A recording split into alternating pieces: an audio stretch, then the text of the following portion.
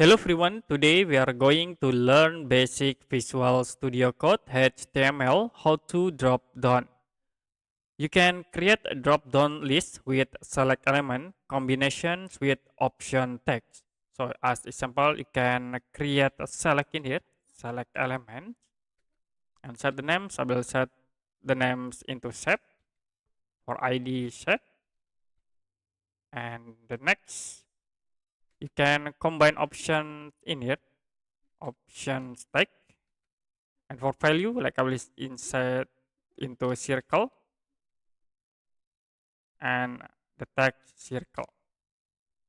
Now, option again, value rectangle and inner rectangle.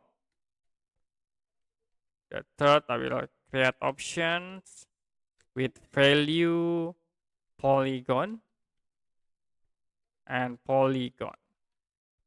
Now you can save and you can open in a browser. So to be create the drop downs in this browser. So you can combining by using select elements with the options text. Okay, that's it for basic Visual Studio Code HTML how to drop down.